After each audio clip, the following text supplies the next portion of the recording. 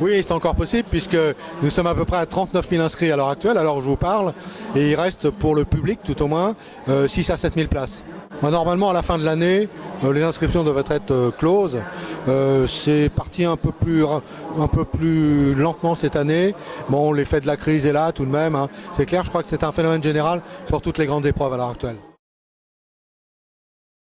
Alors, le pourcentage d'étrangers a considérablement augmenté ces dernières années, puisque nous sommes quasiment à 40% d'étrangers sur le Schneider Electric Marathon de Paris. Il est de à peu près une vingtaine de pourcents. 20%, c'est un pourcentage qui a progressé assez sensiblement d'ailleurs ces dernières années, puisqu'il y a encore une dizaine ou une douzaine d'années, nous étions à 13 ou 14%. Là, nous gagnons petit à petit, 1% par-ci, 1% par-là, hein, pour arriver à 20%, voire plus. Sur le semi-marathon, par contre, là, on est à un pourcentage un peu plus élevé. Oui, absolument, puisque j'ai commencé à m'occuper du marathon de Paris lorsque j'étais maire adjoint de Paris, c'est-à-dire en 1989, à partir de 1989.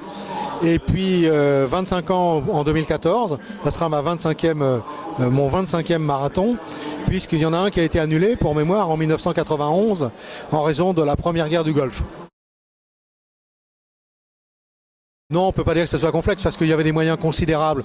Moi, à l'époque où j'étais maire adjoint, j'avais un budget qui était d'1 milliard de francs lourds par an à l'époque, hein. Bon, donc c'est quand même assez considérable. Bon, avec ça, bien entendu, il fallait payer les 2300 fonctionnaires permanents, hein, qui s'occupaient du sport à Paris. Mais il y avait 350 équipements sportifs à Paris et à peu près 3000 surfaces sportives qui pouvaient être utilisées simultanément.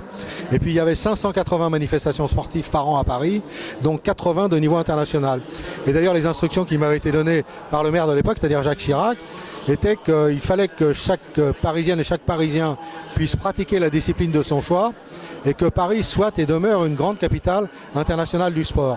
Alors je pense qu'avec des outils comme le Parc des Princes, le Stade Charletti, le Palais Omnisport de Paris-Bercy, la Halle Carpentier, nous arrivions à organiser un grand nombre de manifestations nationales, européennes et internationales.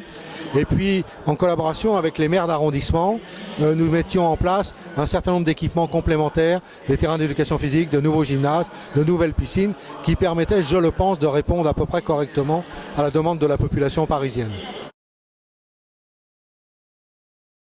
Non, sur le marathon de Paris, c'est un peu plus compliqué parce qu'il n'y a jamais eu de président déjà.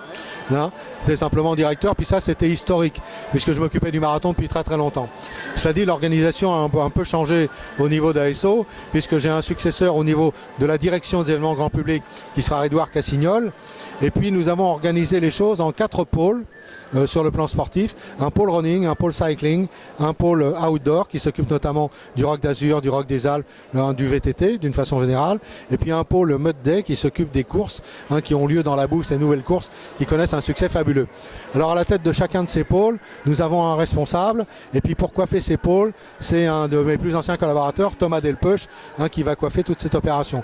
Alors je pense que la responsabilité ou la direction du marathon sera beaucoup plus diluée ou peut-être moins personnalisée qu'elle n'a été jusqu'à maintenant, pour des raisons historiques.